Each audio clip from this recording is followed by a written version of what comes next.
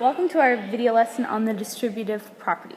Remember, the distributive property means that something that's written like this is also equal to, when you distribute the 8 over both of them, 8 times 4 in parentheses plus 8 times 3. Now let's check it just to be sure, just to refresh your memory. 8 times 4 is 32. Plus 8 times 3, which is 24. And then 24 plus 32 is 56. And I'll put my equal signs over here. Now let's check this side over here. First, we do whatever's inside the parentheses. So 4 plus 3 is 7. And we keep the 8 there. So we have 8 times 7, which is 56. So we know that these two are equal. Okay, well, how do we get from something that looks like this up here, 32 plus 24, to something that looks like this? That is what we're going to work on in this video. Please make sure you take the time to fill these steps into your guided note. The first step is to find the GCF of each number. The second is to divide out the GCF, and the third is write the GCF as the number in front. The math term for that is the coefficient. Pause the video here if you need to write the steps down. Let's do the first example. Please make sure you write this down on your guided note. So we're going to convert 32 plus 24 into the other format where we have a number in front times parentheses number plus another number. We're going to go from this form over here to this form. Well, let's follow along with our steps. Our first step is to find the GCF of each number. So that means we need to find the GCF of 32 and 24. I'm just going to do that over here by listing the factors. So the factors of 32. Well, start with 1. Then, is it an even number? Yes, so it's divisible by 2. Divisibility rule for 3. 3 plus 2 is 5, and 5 is not divisible by 3, so it's not divisible by 3. 32 is divisible by 4. It's not divisible by 5. Not divisible by 6 because it's not divisible by 3. It is divisible by 8. It's not divisible by 9. It's not divisible by 10. And then we need to see what we're missing here with this 2 and the 1. What times 2 gives 32? That would be 16. And then what times 1 gives 32? And that would be 32. And we're done. Now let's look at our 24. Always divisible by 1. And we can even start doing our other end here. 1 times 24 gives 24. Divisible by 2? Yes.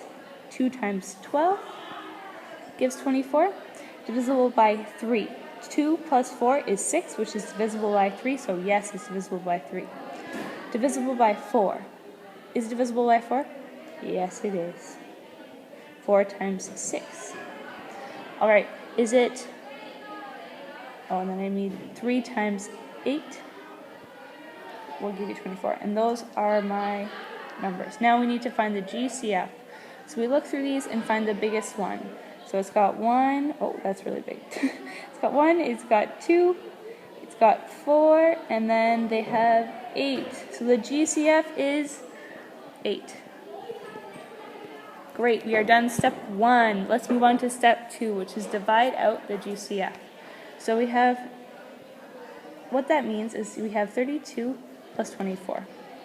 We are going to divide each number, so 32 and 24, by 8. So we take 32, sorry, that's 32 divided by 8 is equal to 4, and 24 divided by 8 is equal to 3. Now we're going to plug it into our format up there. I'm going to use a different color for this. So we have our format is something times a number plus another number inside parentheses.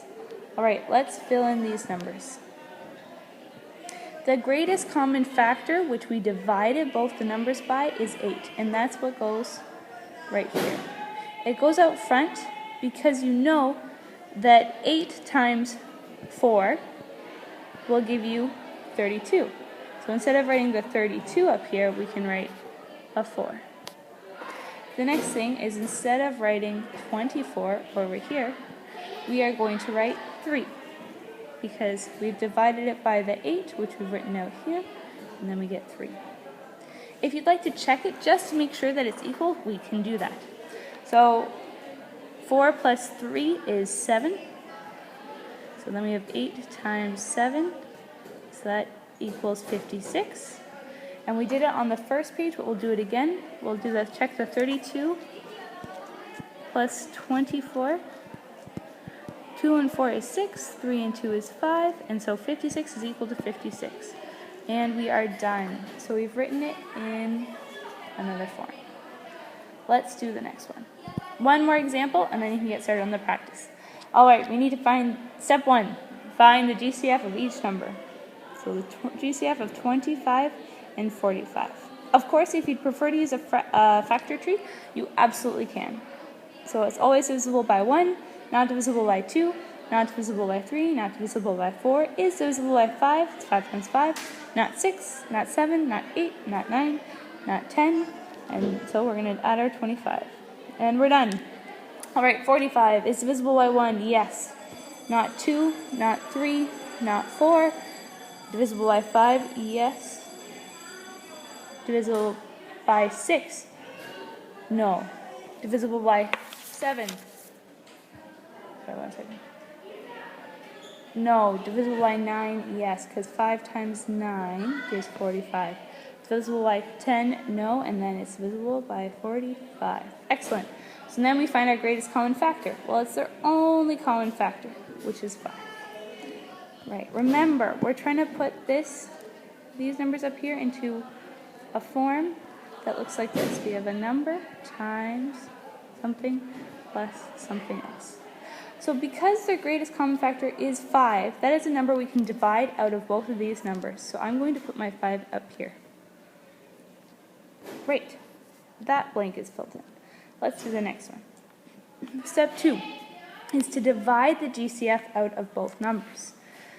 So we take 25 and divide it by 5. Well, that gives me 5. And then we take 45 and divide it by 5, and that gives me 9. So down here, instead of writing the 25 in this, instead of writing the 25 in this spot, I'll write the 5. And right here, instead of writing the 45, I'm going to write the 9. If you want to check and make sure it's right, we just use PEMDAS. 5 times 5 plus 9 is 14. So let's check what that is on the side. 14 times 5. 5 times 4 is 20. 5 times 1 plus 2 is 70. So that equals 70.